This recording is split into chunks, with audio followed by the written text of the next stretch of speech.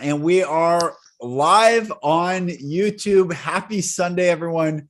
Happy Sunday, Gordana. Happy oh, where did you go? And she disappeared on me. Hold on, guys. Let me try to get her back. As we're trying to get her back, let me see what happened to her. Well, I want to say happy Sunday to everyone. Thank you for watching. Gordana and I, she'll probably pop back on here momentarily, but we haven't done a Sunday live for a while, and we're both really excited to do it. Here she is. Both really excited to do the Sunday live about how to hold your light, the Christmas special. There you are. There you are. Hello. Hello. Peekaboo, here I am. I love it. It's great. I was just explaining that we haven't done a Sunday live in a while, but we're back and excited to do this one. Yes, we are. Hi, everyone, and happy winter solstice. Yes. Because I think it's in 2 days, it's going to be, at least in the northern hemisphere, it's going to be the longest night. So we literally dwell in darkness. I'm in Sweden, so it's really dark. Yes. And I think it's like the universe telling us that, okay, so here you have some darkness. What will you do with it? That's right. Sending us a signal that we need to shine our light more. So this is a signal to actually bring more light to reality. It's not a signal that we need to, go and dwell in the darkness. We actually have to be our own light. So how do we do that? And I think that's what you and I are going to talk about this Sunday. Yes. Share how we hold our light and how we bring light to every situation, including Christmas Day and every other holidays with our relatives, which can be frustrating sometimes. So how do you hold your light in this darkness? I think that's what we're going to talk about today. How are you, Lucas?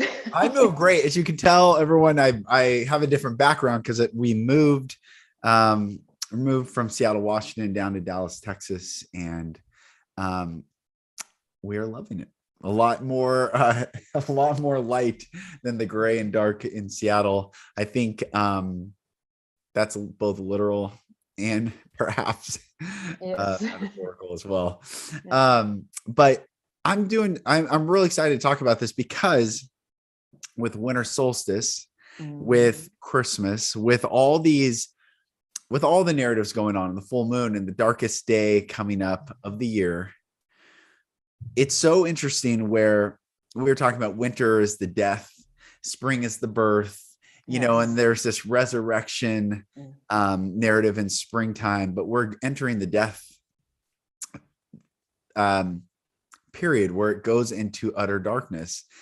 And yet I think it's so wonderful how it's all set up, because it's just to remind us to be more intentional. If it was always light, if it was always summer, if it was always just birds singing and chirping and the leaves robust on the trees, we would easily take for granted, I think, as humanity, to wait, I need to be intentional in my light. And so winter is such a great time driving around where we are. It's brown. Everything's brown. I've just gone from the evergreen state in the United States to a very dry and brown area.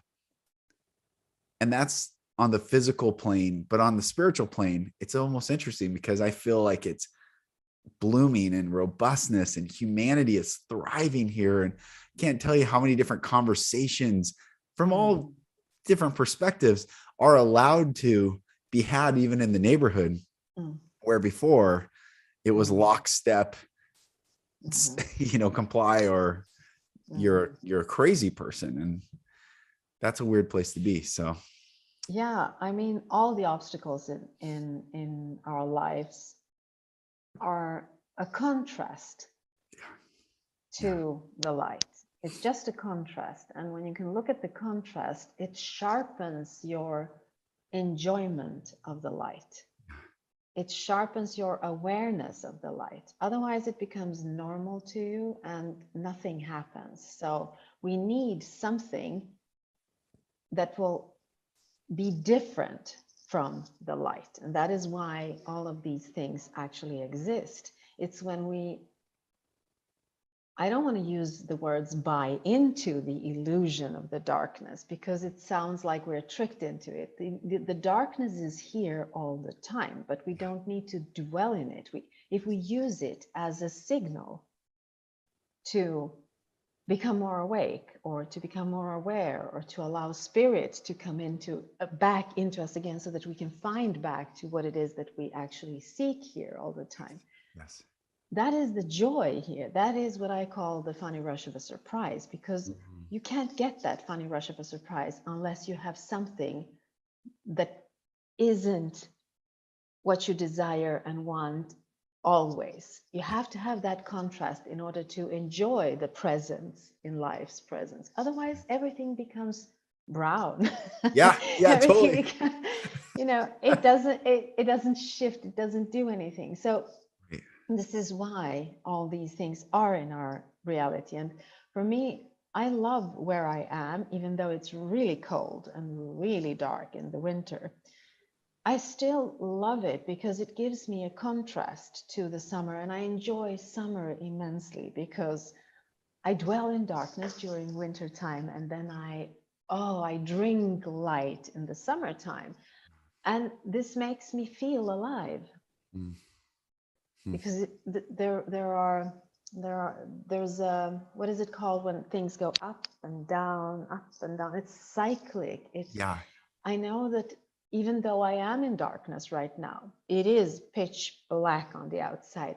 I know that in springtime it will start to be lighter, so I can enjoy wherever I am in the now moment, trusting that everything will work out in the end. I don't have to sit here and wonder, is it going to be light ever again?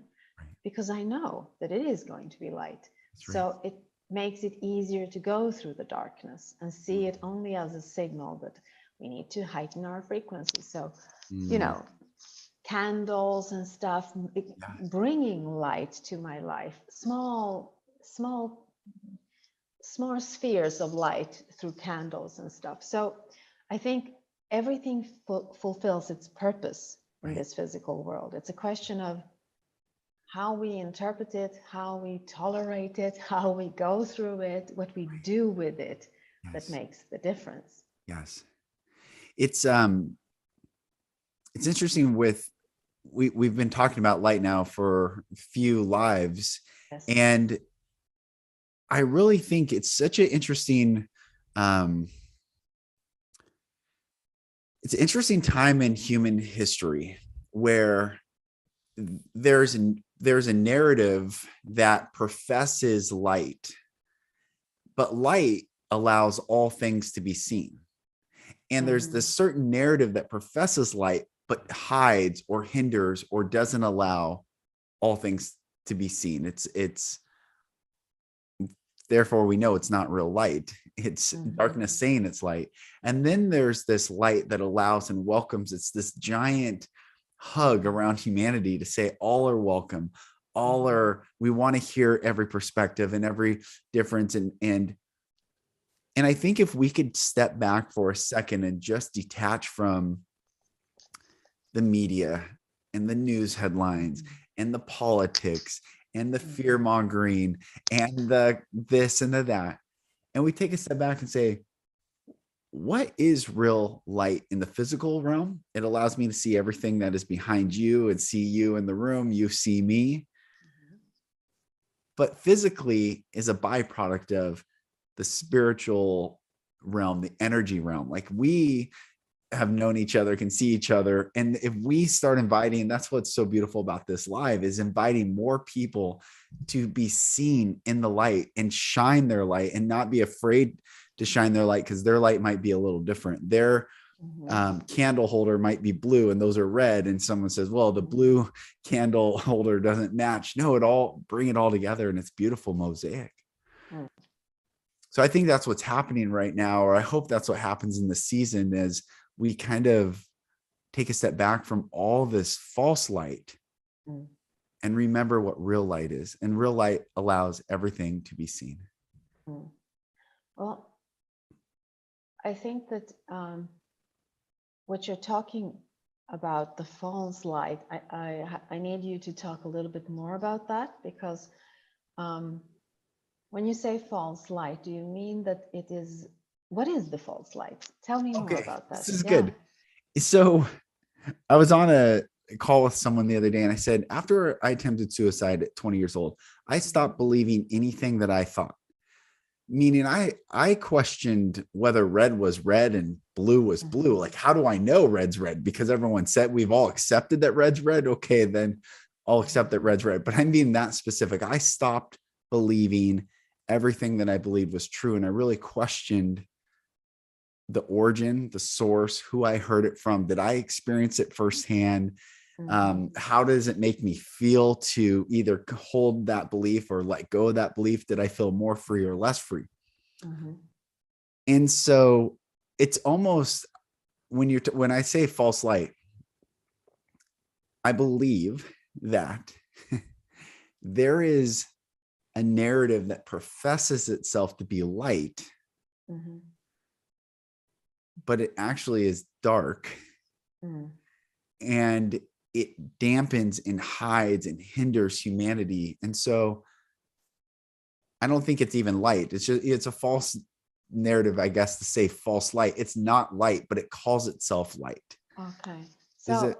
yeah, it makes perfect sense, because what I'm thinking, if I would speak my language here, it would be like you're comparing a fear-based perspective and a love-based perspective. Yes, it would be like if the fear base says, I'm love, and you're like, no, Yeah, you're not love. or the need for protection. It Mm. sounds like a light thing, because to protect is light, to protect others. But at the same time, that narrative comes from a fear-based perspective, because you believe that there is a threat and you are in fear because of that threat. So it is light to protect someone who really is in fear. But if the fear is, let's say, psychological fear, and that you're always looking for protection, then that is not the light. That would be a darkness that you live in, even though protection in itself is light. Whereas if you say, well, I seek freedom and I trust that that there will be freedom and that there is freedom and that people are good, that would be a love-based perspective, and that would be more light in that belief system, so to speak, to seek for freedom for everyone. So this is what I'm hearing you when you talk about this false and real light, is that something can seem like the truth and help, and it actually isn't, because it's fear-based. I think it's about the fear-based and love-based perspectives, and how do you find ways to always operate from a love-based perspective, even when there is chaos on the outside. Yes. Okay. So, sir, exactly what you're saying. And Sergey said to me, false light sells hope, real light empowers. And I think what we're finding in this time, where whether people come from the Christian narrative of the Messiah being born to liberate humanity from sin and darkness and the Roman tyranny, or if we look at it from the true seasonal aspect of the darkest day leading to that we've hit the pinnacle of darkness and we're going towards the light, it all culminates at this time. And what my deepest desire for humanity is to realize, instead of just believing carte blanche what is said, be it in the media, politicians, preachers, priests, rabbi, any institutional narrative, anything, it's to take a step back and say, am I, like Sergey said, empowered? Am I free? Can I invite more of this, or do I need protection? Like you're saying, am I living in a fear-based reality? And fear is never true. It just cannot be.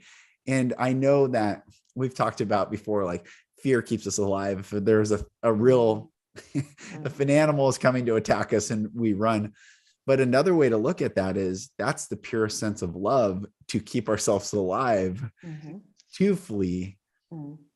Um, anyway, I guess I'm just saying that we're coming to this place. I think humanity is starting to see that just because something's professed doesn't mean it is what it professes to be.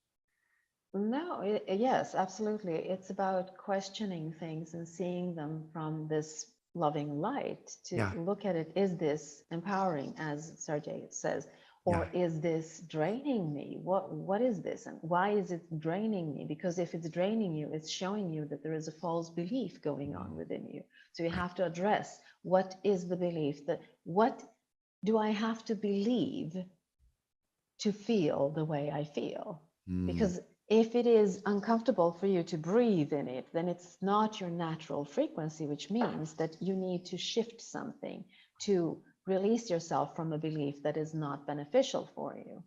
And that can be a slippery slope, because the ego will not let you to see it clearly. It will always pull you into something else that is a question of fear. But you know, there's a difference between fear and fright. I was thinking about that while we were talking here, that of course there is danger. Yes. As if you have a bear standing in your living room, that's real fear, that's fright, and that's danger. Yes. But then you have the psychological fear, which you cannot run away from, which lives in which you live. That fear can never be real. That fear is an illusion. That fear is connected to your ego, and that fear is the belief systems that are, or the filters through which you look at this reality. It is not how reality is. It is how you see it through the fear. Yes. Yes. So starting to question, is this a real bear or isn't it? If it's not a bear, then stay in the room and figure out what false belief you are allowing to narrate your reality for you. And then have the courage to say, no, this is not me. Right. So I think it's not rocket science, but it urges you to be utterly aware in every now moment. Yes, You can't fall asleep. That's right.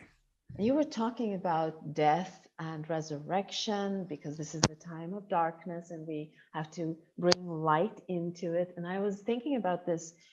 What is it that has to die? And I think that in every now moment, we have to silence the ego. In every now moment, we have to you can't kill the ego. It's there all the time, but silence it. And then what is it that needs to be resurrected? Well, that is the spirit in you, the soul, the awareness, the light that is looking. You have to become more of it.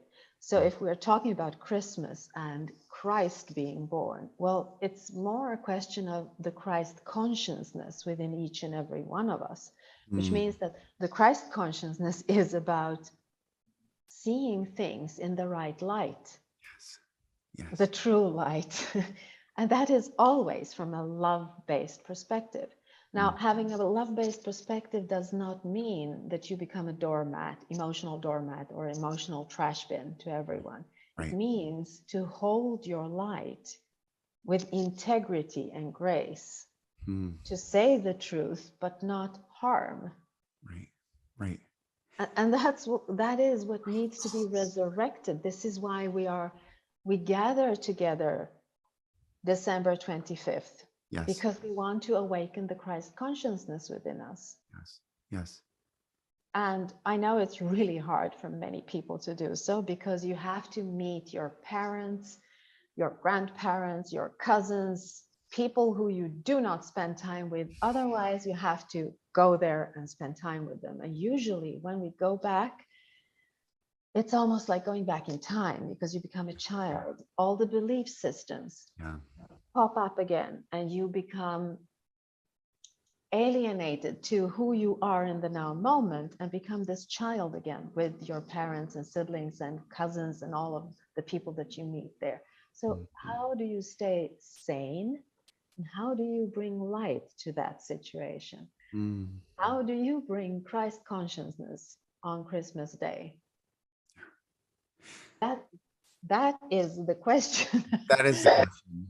And how does Christ consciousness awaken in us as much as we bring it forth? You said something to not hurt another person. Mm-hmm. And I'm reminded when I did this emotional intelligence training, which I've talked about numerous times with our lives and on the podcast. Mm-hmm. And it really did. I had a born again experience, not within Christianity, but at this experience where people just loved me and allowed me to speak my trauma. But there was this exercise where they replicated, there's only 6 spots on a lifeboat, and there were 75 of us in this class. And you could only get on the lifeboat if you had enough sticks. You basically, everyone handed out popsicle sticks to the group, and you had to look someone in the eye and look them in the eye and say, you either get to live or you don't get to live, based on how they showed up, the human connection that you had with them. It was really intense because you're giving direct. I was a people pleaser. I was a prolific people pleaser, and having to look at people, and you also had to say either their name, or if you couldn't remember their name, you had to tell them, I don't care enough about you to remember your name. And people are screaming. Like, it was intense, and it's replicating this like real life, quick, instinctual moment. Anyway, I ended up with the most sticks. People gave me the most sticks that they had ever seen in all the years of doing this.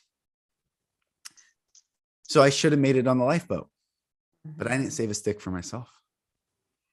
So I didn't make it on the lifeboat. No matter how many people gave me sticks, I didn't keep a stick for myself.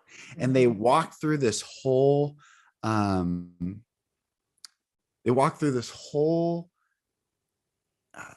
results. Like, what were the results of you not choosing to live for yourself, showing up for everyone else, giving everyone else, making everyone else feel good, but you not choosing you? And they went through this whole thing, and you died. There's only a few people that made it on the lifeboat. I died in the ocean. There wasn't enough seats. I didn't make it. And then the trainer walked through the funeral. Like, people are waiting, like, what happened? I think we're on a cruise ship and the cruise ship sunk or something, whatever the scenario was. And all the family members are waiting to see the results. And only one person comes back alive, and my wife and children are there. And then they're like, now lay in the ground. You're being buried right now. And I want you to look up, and I want you to see your wife, how sad she is, and your children devastated.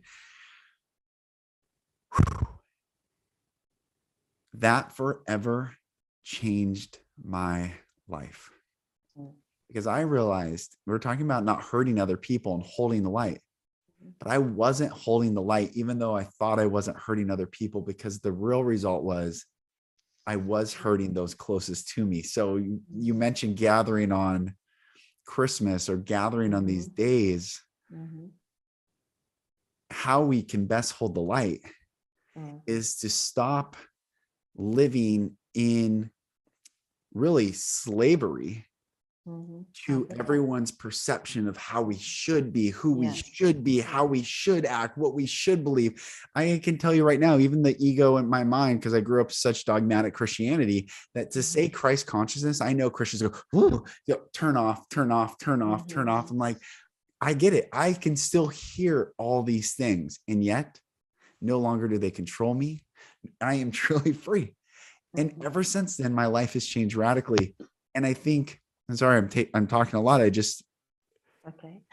To truly hold the light actually doesn't hurt others, but not to hold the light for ourselves does eventually hurt others. And it's inverted, but it's truth. Yeah, it's about taking yourself for granted, taking your own life for granted, not honoring who you are and what you're here to do, not honoring your purpose here.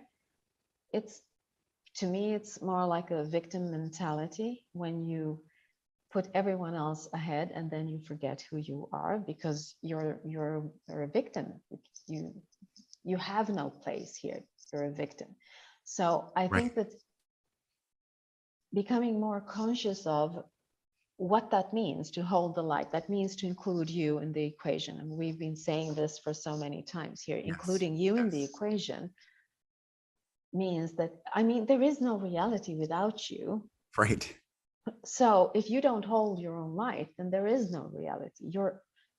You're not in the equation anymore. You're not there for the people who need you. So that's one of the things, holding your own light. Now, what does that mean? Well, that means to have the courage to look at the belief systems that you are dwelling in and change them. I think Martha Beck says, nothing changes for the better until you allow it to be what it is. So you have to look at the things that are there in front of you, acknowledge them, they are there. I look at reality this way because I had a horrific past. And then work to free yourself from that past, because it's not freeing yourself from the past, actually, it's freeing yourself from the illusions and the things that you were contaminated with as a child, to become closer to that Christ consciousness or the spirit or the light within you, so that you see clearly and you can use the light to see people who they truly are, not their beliefs. Yes. Yes.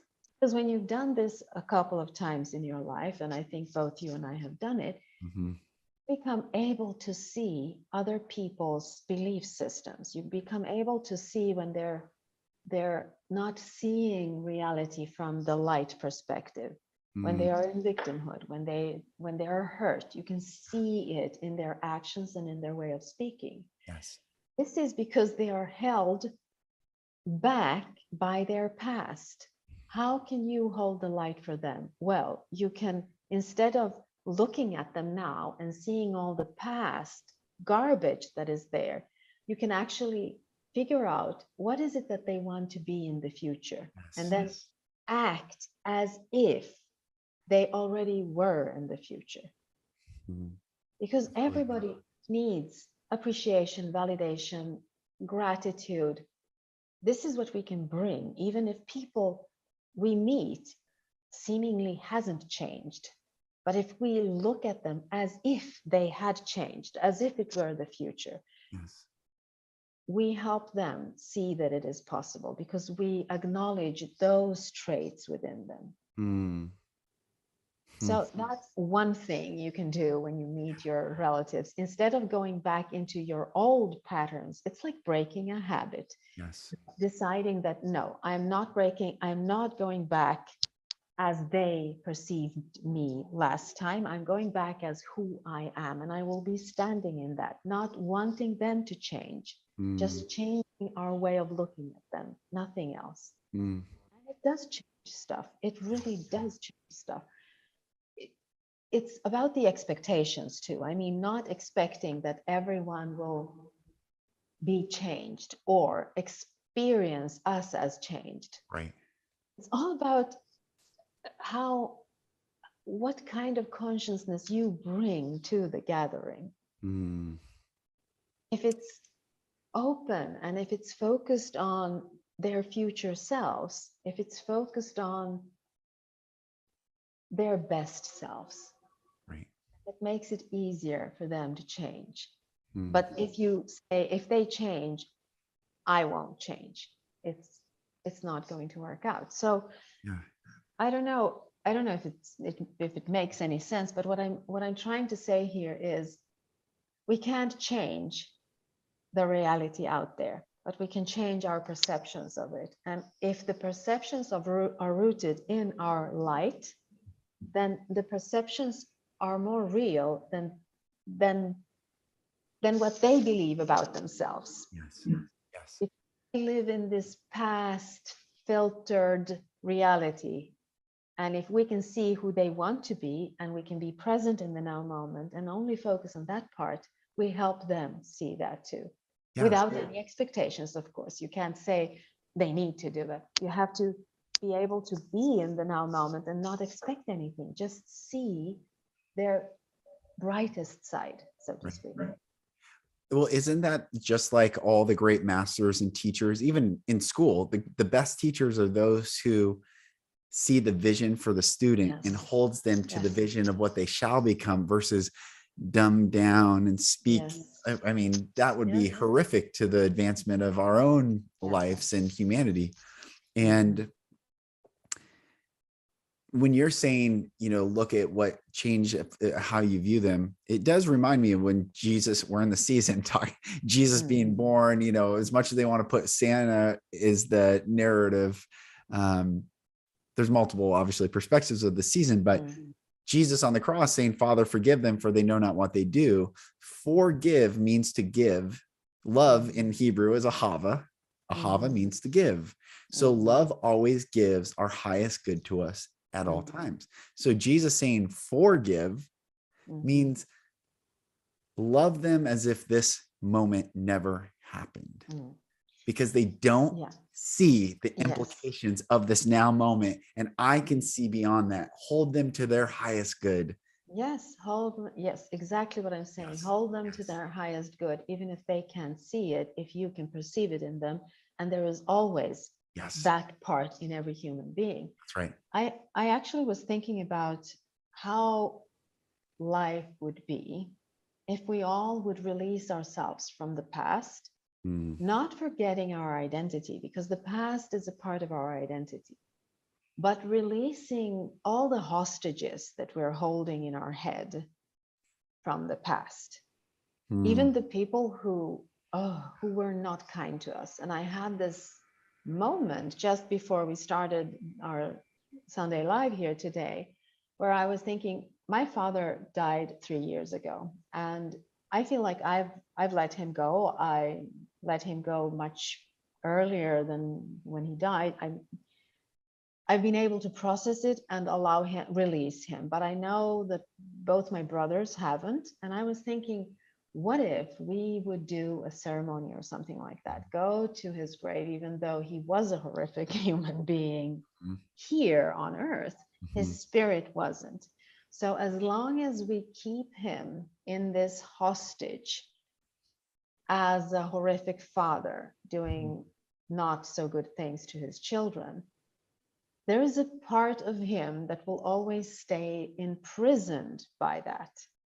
Exactly as if we hold people responsible, or if we hold them in the now moment and base our interpretations of them solely on what they did in the past, not what they're doing in the night, in the now moment, that is to perpetuate the pain. That is to perpetuate the hell, literally. Yes. So I was thinking, if we go there and we just release, tell him that we release him to see if there will be a change in frequency and energy. And I'm totally convinced that there Yes. will be a frequency Totally. change, And you know because what? this is, yeah. Oh, sorry. I was gonna. No, I'm sorry. Yeah. Also, what would change you and your brothers, because this, I really believe, and you know this, is their self love will grow, Yes. because they're still tethered to that and held and holding your dad hostage, is yet Mhm. to fully understand that they would not be the amazing men that they are had they Mhm. not had that horrific father. And Yes. I had to That. learn this for myself. Had I not Yes. been raised by the absolute darkness, I couldn't be the absolute light that I am. Mhm. For Mhm. me, I'm not saying I am Mhm. the light. I'm Mhm. saying for my life, um, and Yeah. that changed my self-love to understand, Yes. like, oh, so Yes, absolutely. It's like breaking an ancestral curse, yes, not allowing it to be a frequency in which the entire family dwells. right, right. It's like breaking that curse when you say, I release it. Mm, It's really hard to do so while you're still entangled in the energies and the transactions between your parents yeah, and yourself. But when you can, for me, it's easier because he has passed away, which means that I don't need to be in arguments with him. I don't need to be in physical closeness to him. I don't need to have his ideas, his crazy human ideas, mhm, and to, elaborate on them and answer to them. So it's easier when they have passed away, because when they pass away, they leave all the horrific stuff here and they return to their true self. Yeah. But since there are still things, the murkiness is still here, there is an energetic bond to this. And I feel like it's not needed anymore. It can be released, which means it sounds like forgiveness. And it is sort of a forgiveness, but it's more than that, I feel. It's not just forgiving someone, it's a shift of energy within all parts of this. Yes. So And it changes the whole. Yeah. Remember you talked about in Star Wars where Rey goes to the glass or the ice, whatever it was, and saw all the reflections back and forward. Yes. I really believe that those who have passed before us in the ancestral line now are rooting for us. They're rooting for us to break every cycle. They're rooting for us to say, break it. Rise above what I put you through. Rise above it. Face it. Scream it out. Yell it. Do what you have to do. Break it. We are now championing you on so that you may be the hero of the whole family cycle from the very origin of when your genetic line started. We get to step into that mantle of. Yeah. It's an enormous power in this when you can break this kind of habits, as I was talking about, Christmas meetings, and everything is exactly the same as it was the last year, and you're exactly as agitated and angry and frustrated when you leave. This means that this is not working. It is something that isn't working. The universe just tells you it's not working. Try something new. Well, the new thing to try is to bring more consciousness to it without expectations that the others will see or react to that consciousness, because the consciousness is your responsibility. It is your frequency. It is your sphere. And what you do there is your responsibility. You're the one dwelling in it. You're the one walking in that atmosphere. It doesn't matter what others think. You can bring that consciousness with you by being more observing, less reactive, focusing on the simple stuff that you actually can talk about, and not talking about, not bringing all the past emotions and putting them on the table and wanting everyone to see how hurt you were. Right. This means to take responsibility for your own light and for your own experience in this. If you want to inspire others to change, well, the change needs to come from within, and you need to bring the light with you without expecting anyone to see the light. Right. That's right. And not needing validation. No, not from need. Yes. Those candles are burning on those wicks, regardless if you turn around and look at them or not. You leave the room, they're still there. Yes. Yes. So that's one of the things. Also, giving people what they need the most. And what most people need is appreciation. If you can find something in every human being to appreciate, bring that up and say, I appreciate you for this. And I promise you, the frequency will change. It always changes. Yes. That's how you heighten a frequency. You can't push it. You can't crave it. You can't want it. You can't need it, because it backfires on you. It's the ego doing that. That's right. But when you bring it and you give without the expectation for anyone to say, oh, thank you, or give you something back, because it's not transactional. Yes. That is when you inspire others. That is when you inspire others. So focusing on that changes everything on the outside. So you don't need to push and pull and tug in the physical reality. You don't need to tell people what to do. All you need to do is have that integrity and carry the light with grace, not expecting anyone to see it, not expecting anyone to say anything, just being in it. Do you know the saying? I think I heard this, and I can't remember if it's actual verse in the Bible or not, but it's better to give than to receive. Do you know that saying? Heard it. Yeah, like it's something from my childhood. I hear that a lot. And I've thought a lot about that because I think the greatest act of love you can give to another is to receive their love. Yes, That is absolutely. giving. Yes. Yeah. Yeah. so so it's so interesting that because we've been so wounded in our vulnerability, our feminine energy to receive, and we've been overly for so long, and I know it's changing because the divine feminine's rising and allows a safer space for people to heal and feel less judgment. The wounded masculine has tried to take to satiate, but then it's interesting that saying it's better to give than to receive. And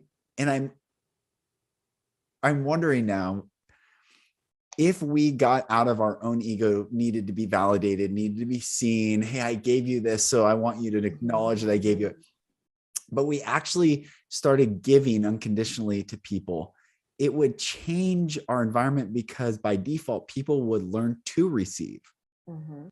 And when they learn to receive, then we can learn to give. And there's this fluid dance between giving and receiving.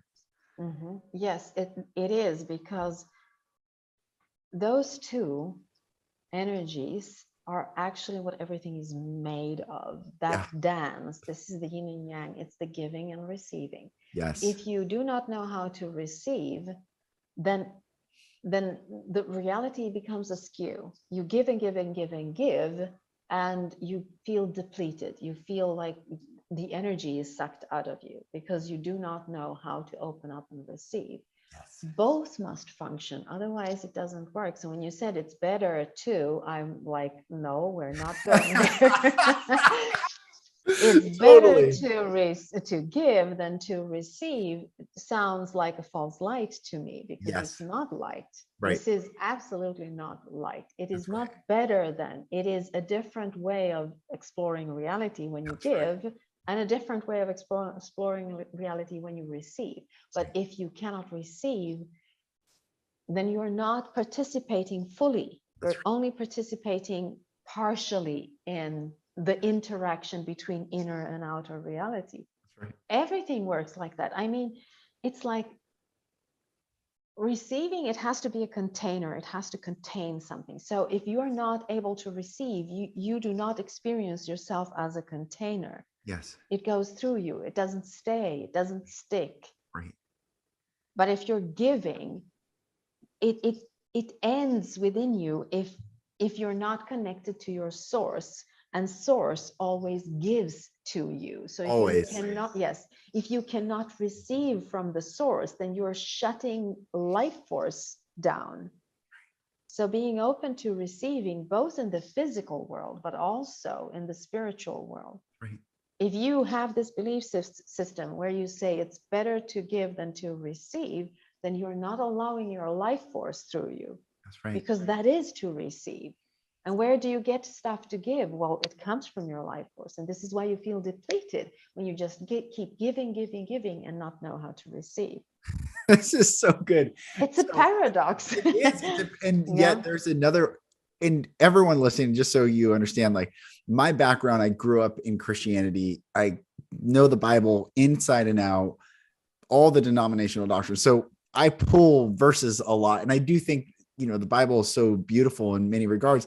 There's a verse that Jesus says, do not put new wine into old wineskins, because old wineskins couldn't contain the wine. It just leaks out, and it's not a container to really receive. And I think what he's saying is it's our job to do the inner work and hold our light to be able to receive, and not ego. Ego says, oh no, or it's always, it's like, it's amazing how many times I open doors for people and let them pass through. And some guys will reach for the door while I'm saying, go ahead.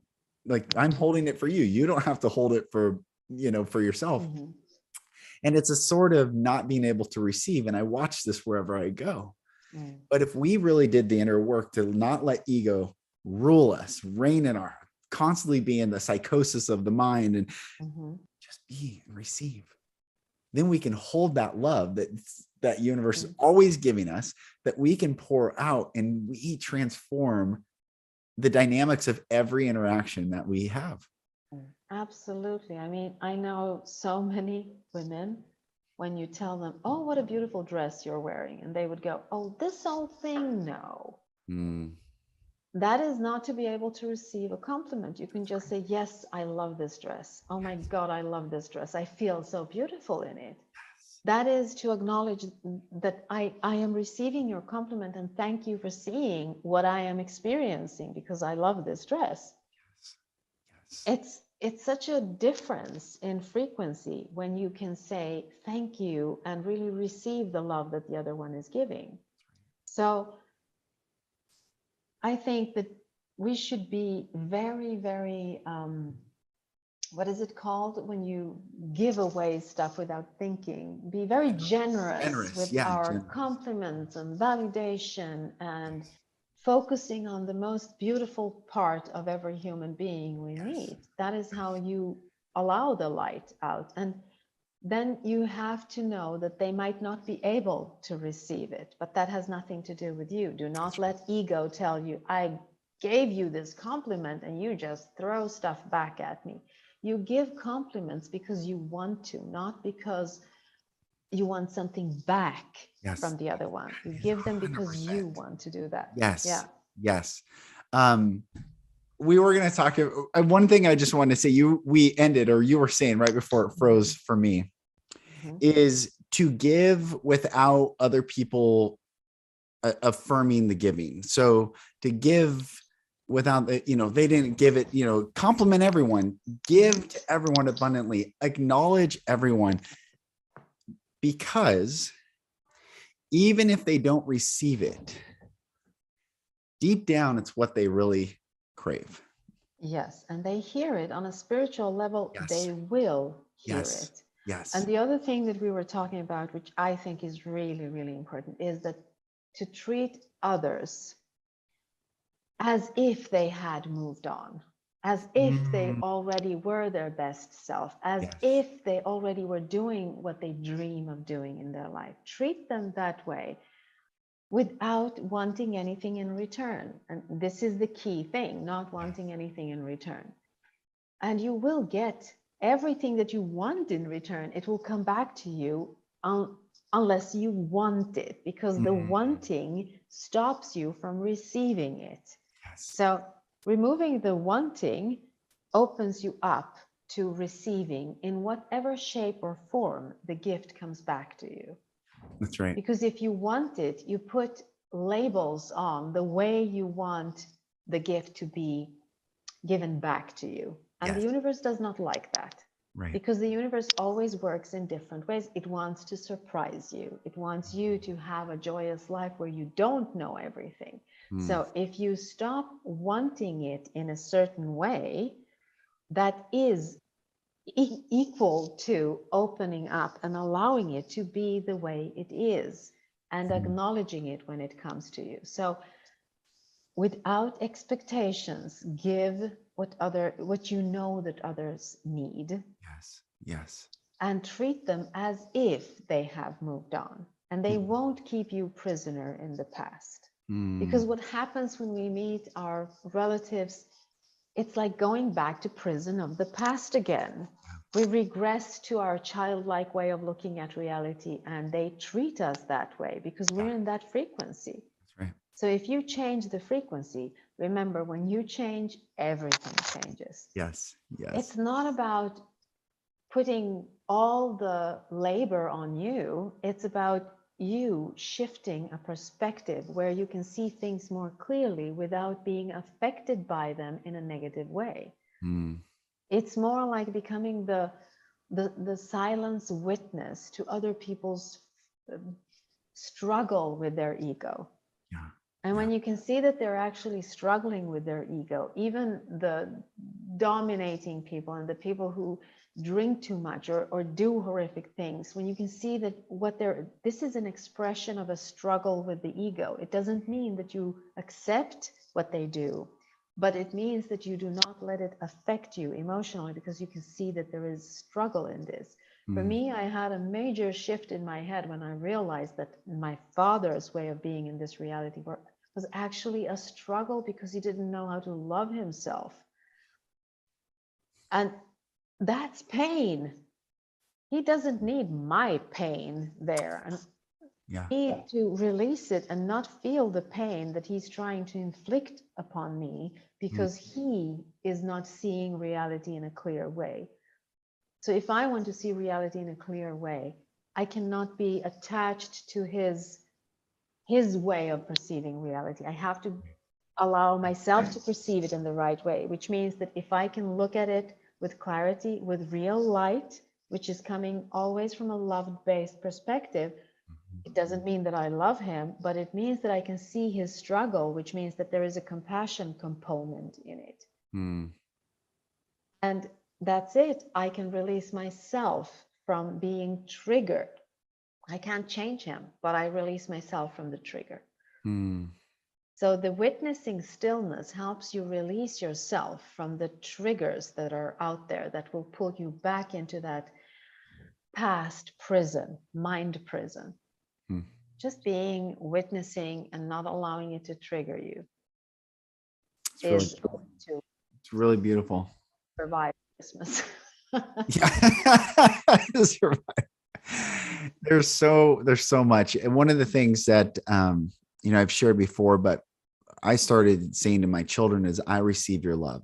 Yes. Oh my God. I love that. It's Yes. been really beautiful. And I'll never forget the first time I did it. They're looking at me like I could see something just change in their eyes, like as Yes. almost like a falling into just beingness. When I look at them and I can say, I receive your love. Your love is sufficiently received by me. You don't have to do anything else, be anything else, act anything, say anything, nothing. Just, I receive your love. This is so beautiful. What you do is you empower your children to have the courage to give love. Mm. Because to give love to someone, it takes courage because you have to trust them that they Yes. won't hurt you. Yes. Yes. And when you come from abused families, that is the first thing that goes. You don't know how to receive love from others because you're afraid that it will hurt you. And you don't know how to give love because if you open up and start giving, you might be hurt. You That's it. know, when I was younger, I realized that I was pleasing everyone, which means that I am sending love all the time. And I realized, why am I sending love all the time, even when people are not nice to me? It sounds like a really good thing to do, like, almost godlike, just giving love, but Yeah. not if you don't love yourself. Then it doesn't work for you. So if you're always sending out love, I realize that this is a survival strategy, because as long as I'm sending love, they can't hurt me That's because right. that is the Right. energy that That's comes out of me. right. So they Yes. won't hurt me. But that's a fear-based perspective. So you have to start by picking the stick for yourself and Yes. saying, I Yes. save myself. I love myself enough so that I can allow love. I am courageous. I do this. I have integrity. I do this with love and grace because I want to, not because I'm afraid that if I don't, then I will be hurt. It's a big difference in this. Yes. It looks the same from the outside. Oh, she's so kind. She's so nice. She will do everything. But it's not, because I am still doing the same thing, but I know why I'm doing it. And I am aware of when I'm doing it. And I also know how to, protect myself if I need to protect myself. I didn't And, know that before. and you know what the ego says when we're in that space of always giving others love, but we don't know how to love ourselves? The ego tells us, you're so loving.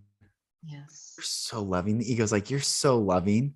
But the Gives minute us we start, compliments. yeah, it gives us compliments when we're in that place.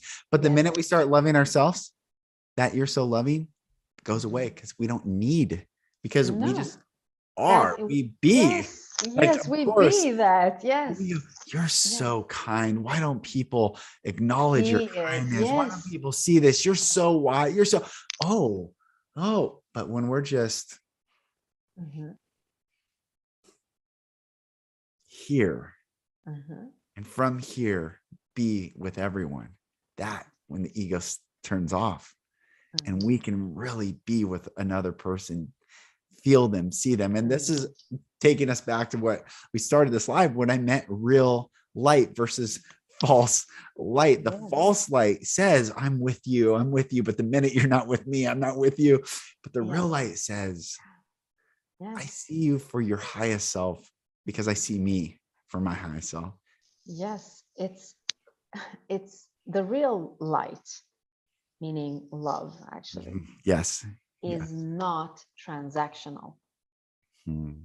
And that's the whole thing. It's not transactional. If you're sending it out and you're expecting something back, it backfires on you. It is food for the ego. It goes, look at this. You are so loving, and he is not giving you anything back. And that will bring problems into the equation.